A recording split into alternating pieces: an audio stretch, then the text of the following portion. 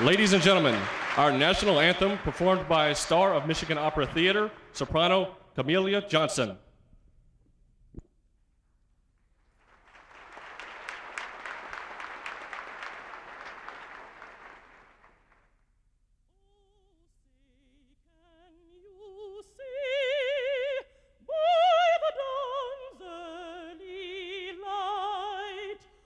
So proudly we hail at the twilight's last gleaming, whose broad stripes and bright stars through the perilous fight, oh, the ramparts we watched were so gallantly streaming, and the rockets ran low, the bombs bursting in air, gave proof through the night that our flag was still there. Oh, say does that star-spangled banner yet wave o'er the land of the free and the home of the brave.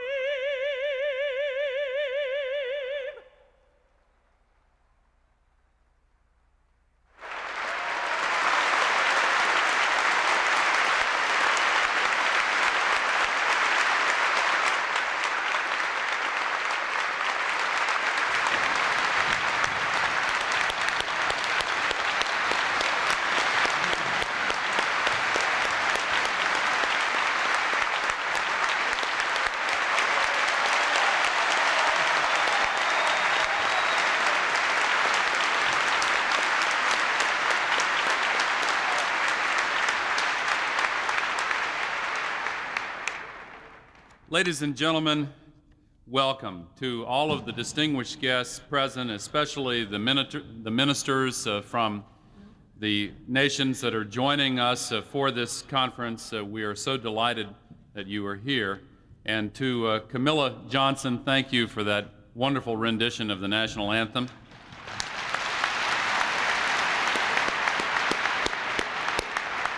We also want to thank the Detroit Symphony Orchestra, conducted by Leslie Dunner, for a magnificent performance.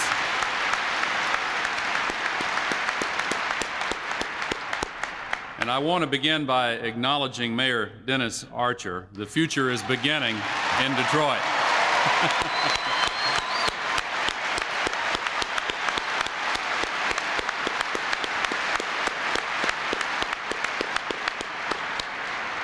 The mayor took us for a run this morning out on Belle Isle and almost ran us into the ground, but we want to thank you, Mayor, and the host committee for the magnificent hospitality this city has shown the world for this G7 Job Summit.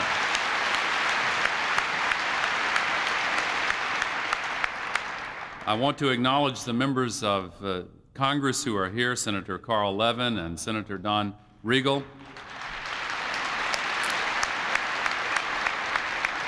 Members of the House delegation, Representatives Bonnier, Conyers, Barbara Rose Collins, Representative Dingell, Representative Stupak, Representative Barcia, Representative Bob Carr, Representative Kildee, Representative Sander Levin. Thank you all for being here.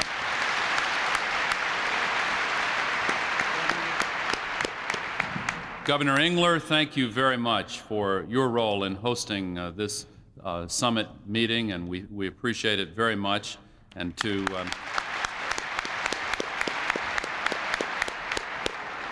Attorney General Frank Kelly and Secretary of State Dick Austin and Speaker Curtis Hertel, thank you all very much for your role. And Ambassador Blanchard, thank you for being such a key player and making this possible. Thank you.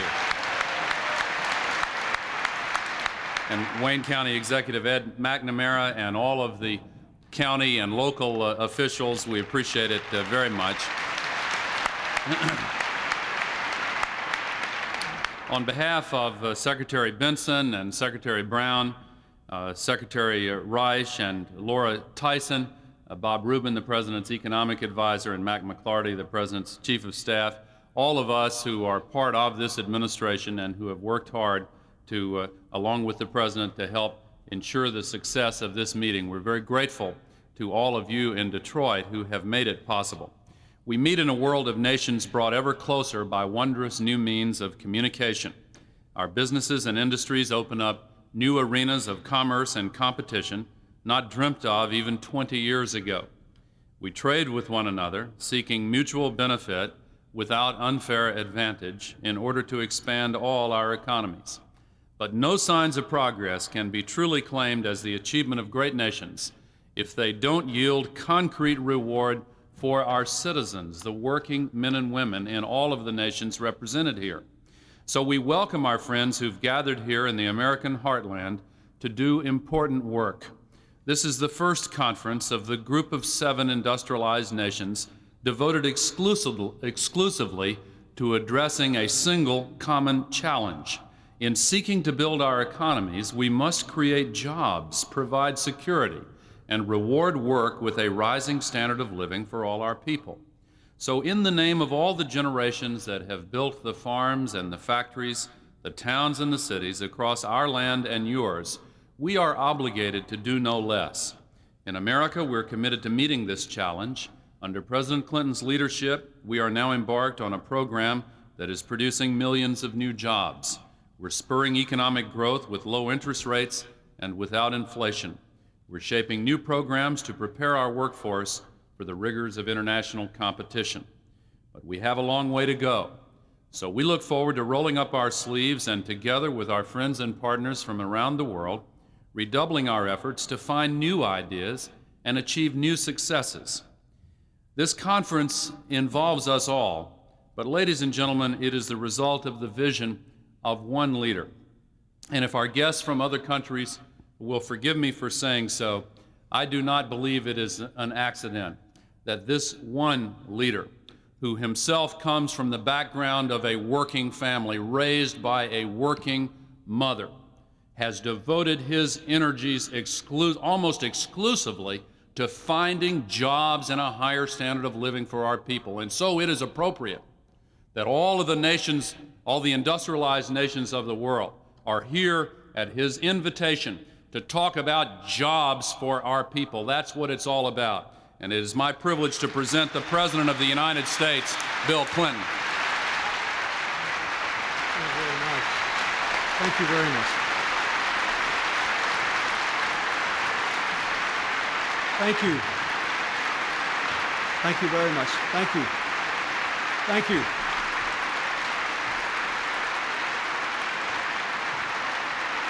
Thank you. Thank you very much. Thank you.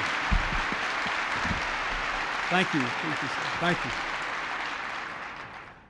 Thank you very much, Mr. Vice President, for your remarks and your wonderful service and for your commitment to this project. The Vice President will be here for the entire day and a half working with the distinguished ministers from other countries as well as our own cabinet members and other leaders here in America.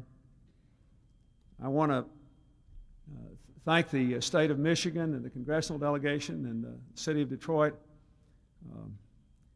You know that it is true that the mayor runs faster in the morning than the president and the vice president do.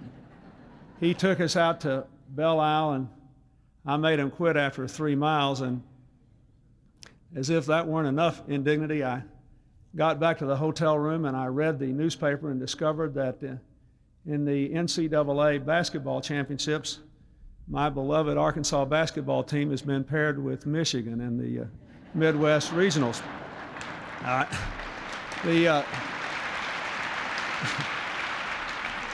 only thing I can say is that they're in much better shape than I am, Mayor. So I want to say how wonderful it is for me to be back here in this magnificent theater, which represents the cultural richness and the indomitable spirit of this wonderful city. I want to thank Michael and Marion Illich for restoring this theater and for doing so much else for downtown Detroit.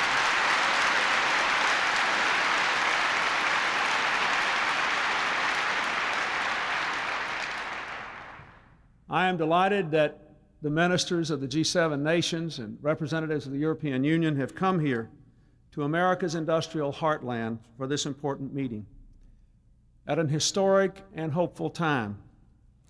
In some nations, people are pessimistic, and in all nations, some people are pessimistic, and in all nations, there are people with difficulties. But there is real cause for hope. Technology that was once the province of science fiction now fills our factories, our schools, and our homes. Nations that once aimed missiles at each other now cooperate not only here on Earth, but also in space.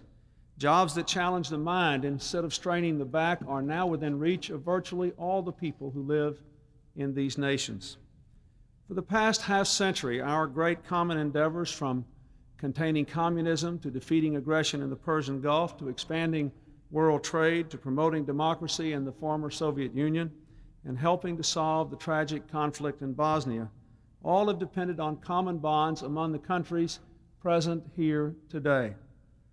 I ask for this conference to summon the same collective energy and intellect and ideas and experience to one of the greatest problems of our era, the challenge of creating and maintaining a high-wage, high-growth society in mature industrial countries confronted by the challenges of a global economy. In different ways, every advanced nation faces a stubborn, persistent problem of jobs and incomes. Some are having difficulty creating new jobs. Others are having difficulty lifting their people's incomes.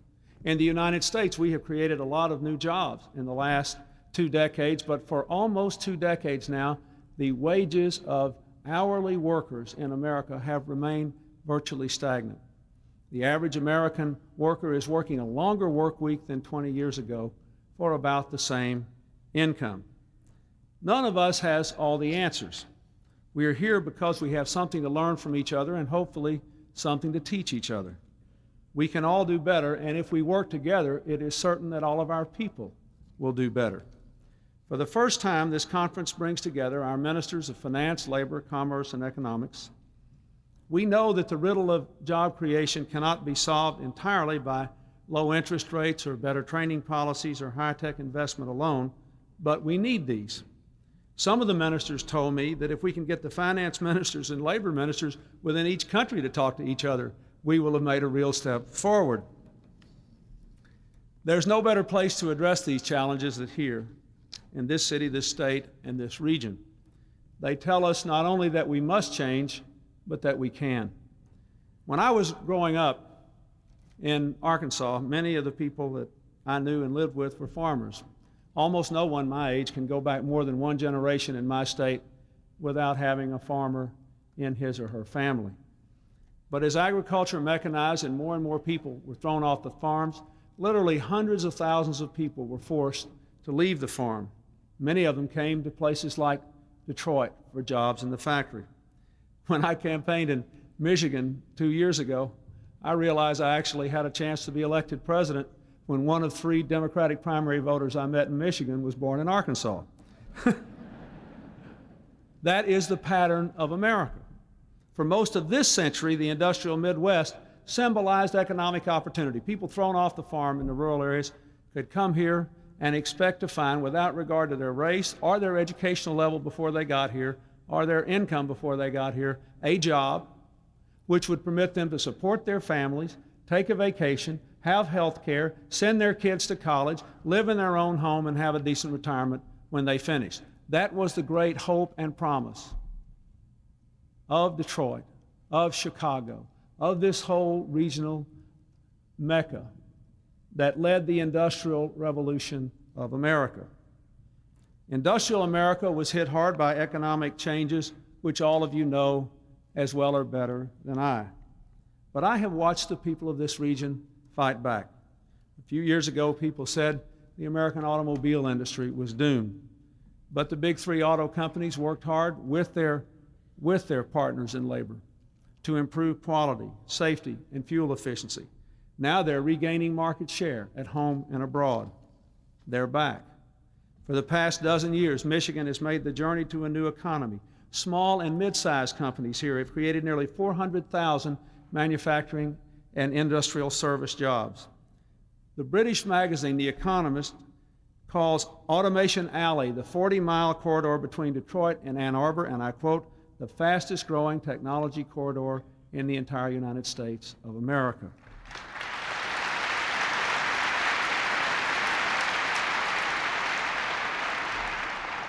And yet, let us not be too Pollyanna about this. With all the good news, there is also the continuing challenge. Too many people have been left behind. And that was the challenge that I think brought this fine young mayor to the mayor's job here, and is bringing so many of you together across party and racial and income and background lines to try to figure out how we can unlock the human potential of all of our people. This morning, I want to begin by introducing you to 8 extraordinary people throughout the Midwest who exemplify the changes that we must all make. And I want to ask them to stand up when I call their names, because it is important for all of us in public life never to forget that there are real lives behind the actions we take and the mistakes we make, as well as the things we do right. Anna Satur. Where are you, Anna? Stand up. They should all be down here. She's not here? Well, if you're here, you stand up when I call you. Steve Choate, I know he's here. I saw him yesterday. Stand up, Steve. Don't sit down. Steve Choate is a near neighbor of mine. He started out as a janitor, and he's now a plant manager for Megavolt in Springfield, Missouri, part of an employee-owned company that practices, and I quote, open book management, sharing its financial figures with its workers and asking their help in planning new products. Debbie Colleton started as a machine operator, took advanced training, and became the quality control officer of Rockford Process Control, a metal assemblies maker in Rockford, Illinois. Bruce Wirtanen founded Waterworks America. I met him yesterday, and he gave me one of his products. He never stopped selling. In North Royalton, Ohio, they make crystals that save water in places like Saudi Arabia, where water is more expensive than oil. Kathy Price of Chicago learned new skills at the Martin Luther King Community Services Center and moved from welfare to work as a programmer analyst. Frank Rapley is the superintendent of the Kalamazoo, Michigan Public Schools, where they help young people who are not going to college move from school to work. Harold Wright learned new skills in heating and air conditioning after he lost his factory job right here in Detroit. And now he's an instructor for the International Union of Operating Engineers. And Ocelia Williams, I saw her, is a lead person and metal slitter operator at the Sinmade Corporation in Cincinnati, Ohio, a unionized company with profit sharing and self-directed work teams. All these people have been forced to change to do well in the global economy. But they are your friends and neighbors, and there are millions of them like them, not only here, but in every one of the G7 nations here represented. We are here to help them find new ways to create new jobs, and better opportunities for their families, and we dare not let them down. Thank you very much.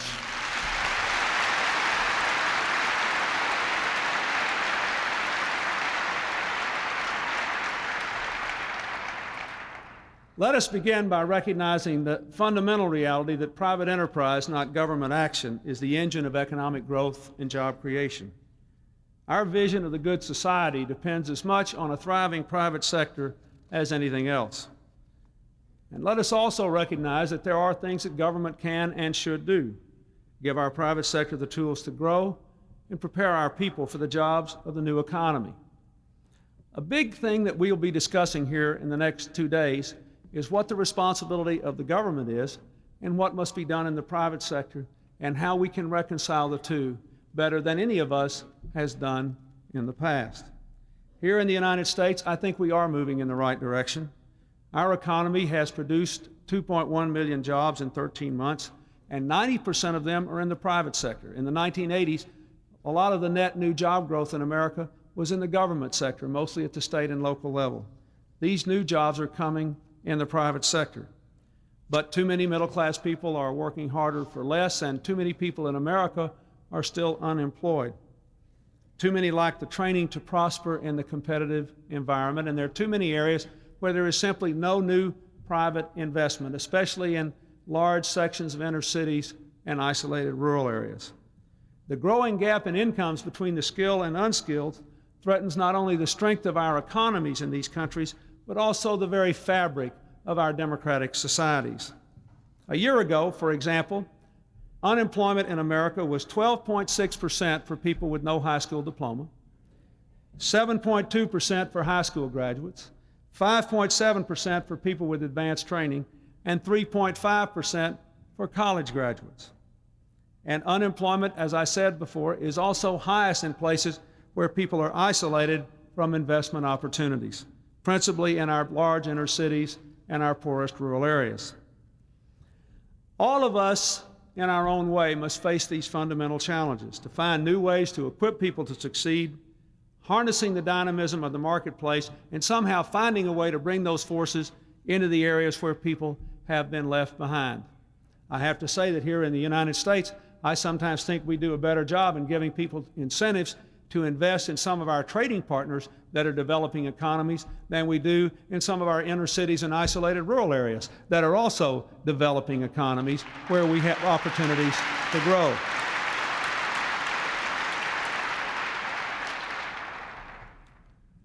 We all know that a global economy is taking shape where information and investment move across national lines at stunning speed, competing for jobs and incomes. For economies at the cutting edge, there is no place to hide. Rapidly developing nations strive to improve their living standards by showing that they can do what we do just as well at lower cost. As the old era gives way to the new, our nations face a clear and crucial choice at the very outset. Are we going to hunker down and build walls of protection and suffer a slow and steady decline in our living standards? Are we going to embrace eagerly the challenges of this new economy, create high-wage jobs, and prepare people to fill them? Every advanced economy is now facing that choice in many different ways, a choice between hope and fear, between stagnation and change, between closing up and opening up.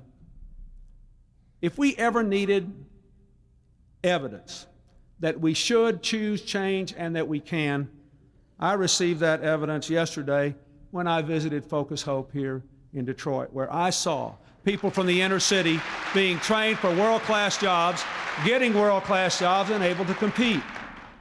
America has chosen the path of change. We have seen, among other things, these other countries in the G7. All of our guests here today, my fellow Americans, you need to know that they used to meet once a year, and every time they met for 10 years, the G7 nations passed a resolution that was frankly embarrassing to the United States. They did it in very polite language, but they essentially said the global economy cannot grow if America continues to expand its budget deficit, every year spending more and more money than the taxpayers are paying in. They said, please, America, do something about your deficit. And so we did. By cutting the deficit by $500 billion, we now have a deficit that is a smaller percentage of our annual income than all but one of our other G7 nations here represented today, and I'm proud of that.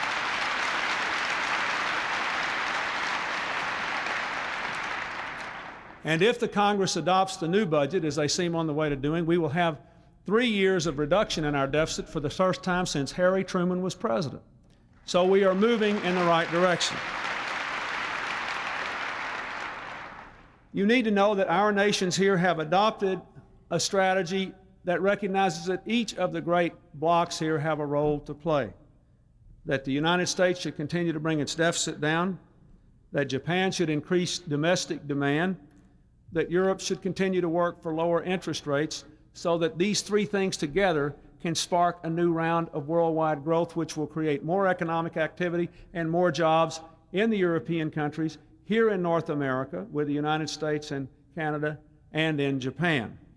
We're also working hard together to tear down trade barriers with NAFTA, GATT, a meeting with the Asian Pacific countries. Last year, we did a generation's work of worth in supporting global growth in jobs and incomes through increased trade.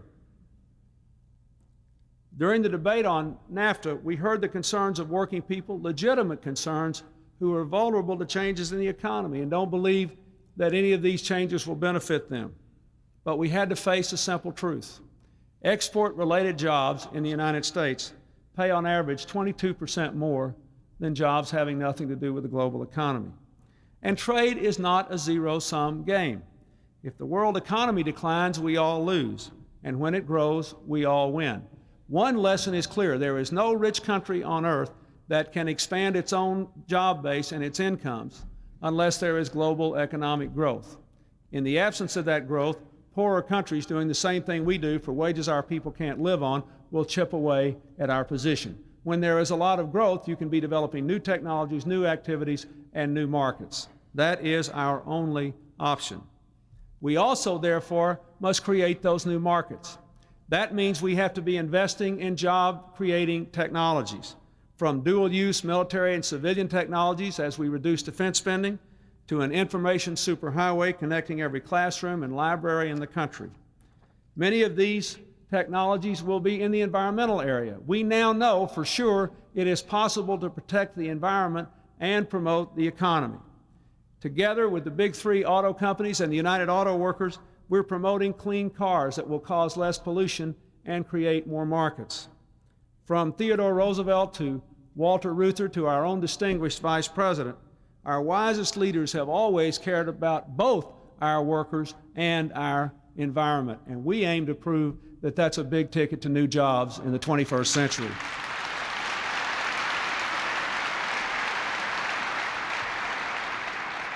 Now, what are the obstacles to change? Here in the heartland and throughout the industrial world, too many people have worked hard only to see their income stagnate or decline. We have to restore confidence in people that if they do acquire the skills they need and help their countries move forward, they'll be rewarded and not punished. These ingrained political, almost psychological barriers to change have to be addressed in every country. I'll be candid with you. One of the things that I hope will come out of this G7 meeting is that by talking together openly and honestly about the problems of growth and sharing our common experiences, each of us who are leaders in our countries will be able to do more within our own countries because we'll be able to say, see, the Germans and the French and the Canadians and the Italians and the Japanese, well, we all have the same problems. We have talked about that a lot around our breakfast table this morning. And everybody made the same observation that if we can just honestly debate these problems, we can help people overcome their fears of change and still recognize that there are some legitimate concerns associated with these changes going on. This conference, I think, must address three critical problems that discourage people from supporting change. Unless people believe they're prepared for the jobs of the future, that productivity benefits them, and they can have both strong work lives and strong families in a dynamic economy, they will turn against change. We have to reassure our constituents in all these countries on all those points. Our first challenge is obvious: preparing our people for a world of work that offers high wages but demands high skills. When I address audiences of young people, I tell them they'll probably change jobs 7 or 8 times in a lifetime.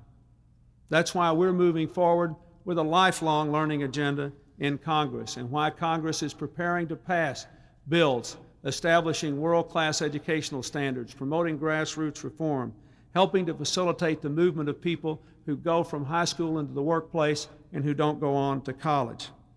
Learning must never stop. We've got an unemployment system today tied to an economy that hasn't existed for over 10 years.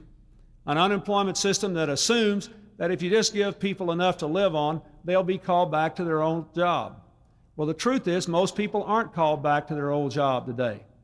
When they lose a job today, it's not because of some cyclical, regular downturn in the economy. It's often because there has been another structural change in the world economy. And what used to be done by a person in America is now being done by a machine in America, or by a person somewhere else. So that person has to find something new to do. That means it is wrong to charge employers an unemployment tax, to put it in a trust fund, to pay people when they're unemployed, to hang around until the unemployment runs out when they still won't have a job. That is not right.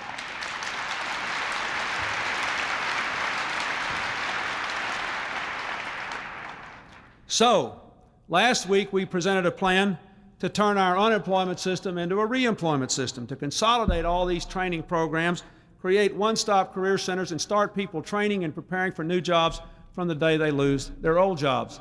This is a big problem in many industrial countries. The length of time people are unemployed is growing longer and longer, and very often because they don't get training, they're forced to take a new job at a lower wage than the old job they lost. We can change this, and in so doing, we can make our people feel more secure about embracing the changes of the global economy. And besides, it's good business. We need all our people right now. We shouldn't be paying for people to be idle when we could be paying for them to work. It's not good business.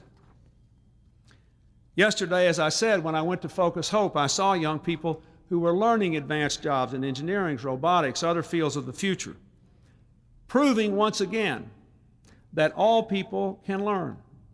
I met a man the other day from northern New York who'd worked in the defense industry for 29 years and is now an executive in a hospital because he was given the chance to learn a new skill and given the chance to be hired by an employer not blinded by age bias.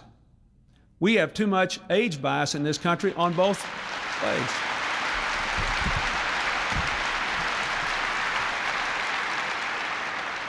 We have people who won't hire kids because they don't have any experience. How are they ever going to get an experience if they don't get a job, right? Then we have people who won't hire older people because they got too much experience. Let me tell you, the older I get, the more I believe this, so I think I can say this with great passion. The fastest growing group of Americans today are people over 80. People who follow sensible habits are going to be very vigorous, well into their 70s, able to work, able to contribute, able to do things. If people are going to lose their jobs throughout a lifetime, if we are going to have to change jobs 8 times in a lifetime, a lot of people will have to change jobs into their 50s, even into their 60s. They cannot be denied the opportunity to contribute. If you want people to embrace change, we all have to change our attitudes about who is employable, and especially on each end of the age spectrum. This is a very, very important thing. The issue should be, are people prepared for the jobs that are opening up? And if they are, they should be given a chance to do them. The second challenge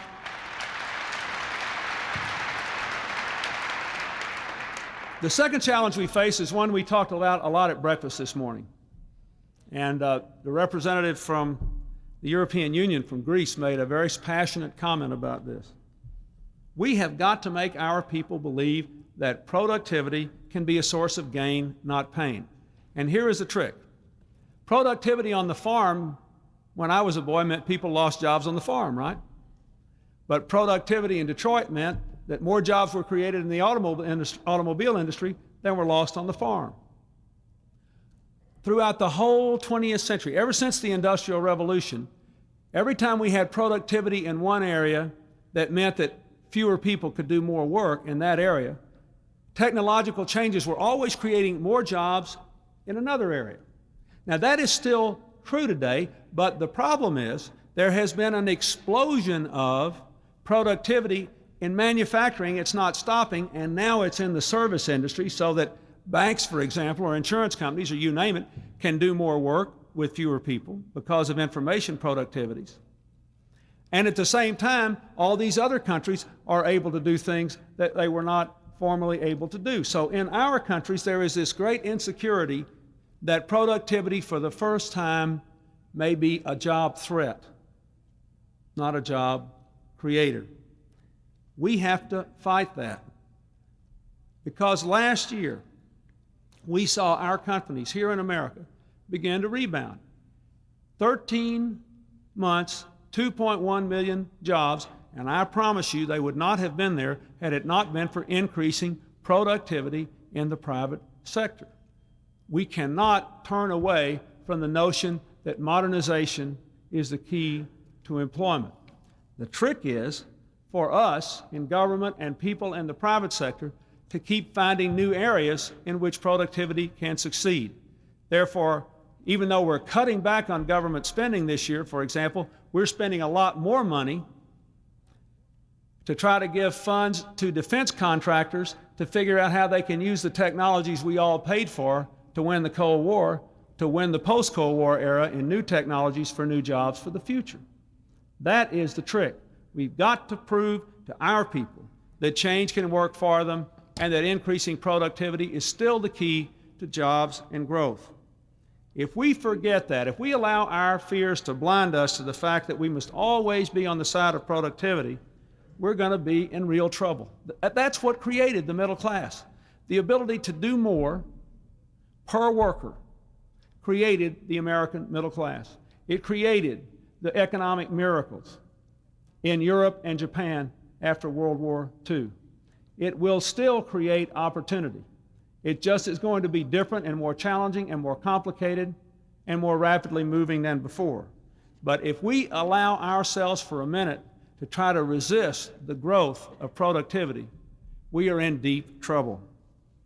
From 1947 to 1973, productivity grew by over 3% a year in America, and wages grew at the same rate. Since then, the growth of productivity has slowed down, and so have wages. Productivity is now coming back in many sectors of our economy, and as it does, jobs and wages will improve. Because we need to work smarter and not harder, this issue is more important than ever before. Today, the United States Senate is debating a bill to help business conduct research and development, to create manufacturing centers where businesses can work together, as smaller manufacturers have been doing in northern Italy, for example, for quite a long time now, to help put the new technologies in the hands of companies that can use them, even though on their own they wouldn't have the money to develop them. These are the kinds of things that all nations must do to keep their own people on the side of productivity and to keep our own economies going. There will always be restructurings. There will always be some job loss. The best government policies, the best business practices cannot stop these changes. But what we can do is to help our people shape the change. Government has to equip people with lifelong learning, reemployment, health care security. Businesses have to keep pushing for productivity improvements. Leaders in the private sector have to strive for new ways to help their own workers benefit from productivity increases throughout well-conceived strategic planning and new innovations in creating high-performance workplaces and letting workers participate in more decision-making. We talked this morning at breakfast about how Japan still has basically a lifetime employment policy. In order to do that, you have to be willing to carry your workers through the tough times and always have the companies find new things to do, because that way you don't have to go to a new company. However we do it, there is a big responsibility here that can only be borne by the private sector, not by government. From companies that make cars to those that write software, some of the greatest gains have been achieved by those who treated their workers as their most important asset, who gave their workers the most respect and the largest role in figuring out how to do what has to be done to compete and win in the global economy. These are the high-performance workplaces that train and retrain their employees, empower them to take personal responsibility for the quality of the products and services, and treat the workers and the unions as friends, not adversaries. Today I'm going to visit a company called Detroit Diesel that's working with the UAW to make high-quality engines for domestic and foreign markets. The chief executive, Robert Penske, is known to most of you for sending championship teams to the Indianapolis 500 race. And he's also, however, building a championship team here at Detroit Diesel, a team succeeding in the face of change. The third challenge we have is to offer people security in their own lives while maintaining the dynamism of market economies. This is a big deal, and it's a difficult one. How can we give workers the security they need? What kind of unemployment system must we have? What kind of health care system must we have? What kind of training systems must we have? What kind of policies must we have for family leave and for child care? are for caring for parents, that enable people to succeed as workers and as family members. We have seen in the United States, more than any other country present here, the awful price we pay if the family disintegrates as an institution. It is a more fundamental institution than the workplace. It is the most fundamental institution.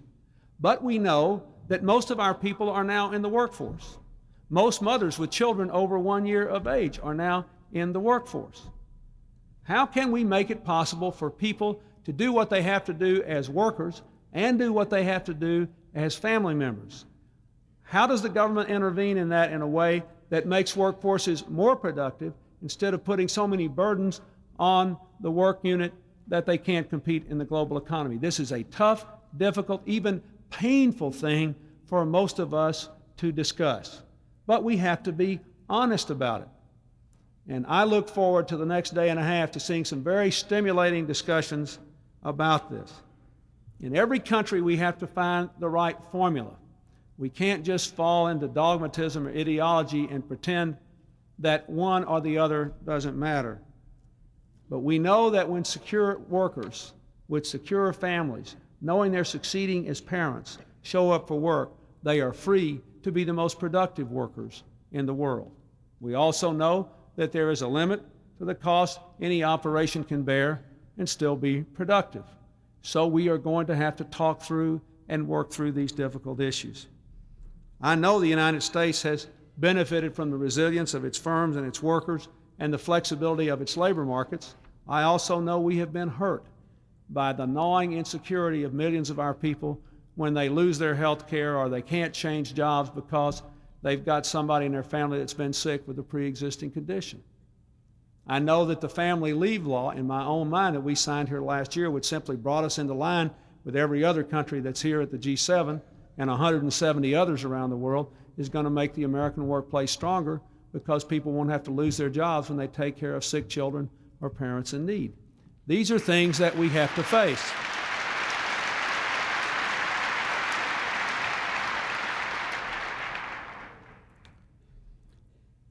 So, as we seek to find these proper balances to help people deal with these three challenges, let us recognize two simple truths.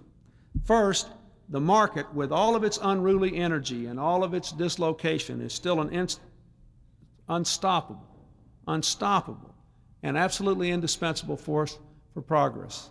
We have to have markets where people are making choices.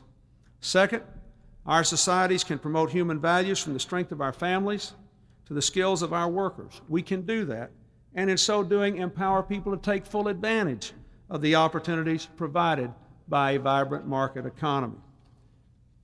Now, I believe if you believe these things, then you say, well, why are we all here? Why must we act together? Why must we act together in our own countries? Why should these nations that share so much try to act together among themselves? I want the ministers to explore these questions honestly and openly. But it is perfectly clear, again I will say, that it is easier for us to do what we need to do at home if we know people in other countries are working with us and that we're all going to win over the long run. So let us ask the hard questions. First, what really is the jobs problem? Why is unemployment too high even when growth occurs? Can we really talk about one national unemployment rate anymore? Does the national unemployment rate mean anything to any of you here in Michigan? No, you want to know what the unemployment rate is in Michigan, or what it is in Detroit, or what it is in Wayne County, right? Is there a national unemployment rate that is meaningful? Are there trends in all these countries that make the overall rate of unemployment in each less important than the rates among different sectors of the society, especially among people who, because of their long-term unemployment, their lack of skills, or their isolation from investment opportunities, have absolutely lost touch with the labor markets? Second, what's the best strategy for worldwide cooperation on monetary and fiscal policy to stimulate growth and create jobs? How do we balance our fears of inflation with the need for economic growth?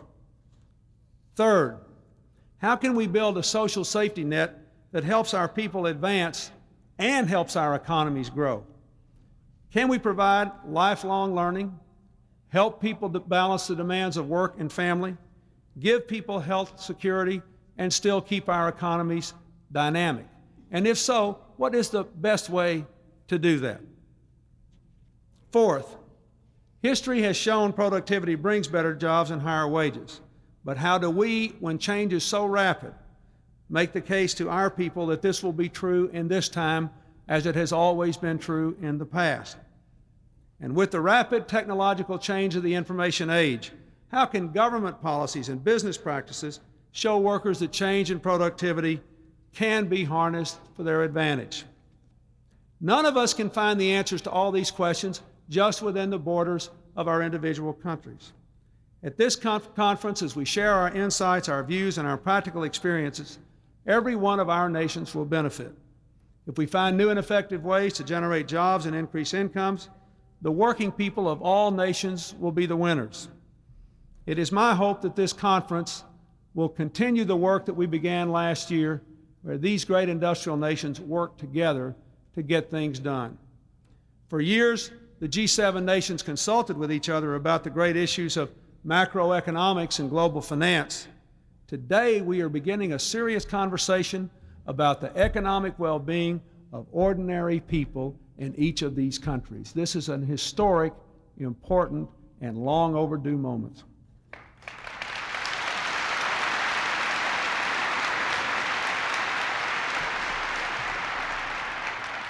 We all must succeed. If any of us fails to convince our people to embrace change, then that nation might well retreat from the global economy. That could set off a downward spiral of protectionism and lower growth and turning backward, which could affect us all.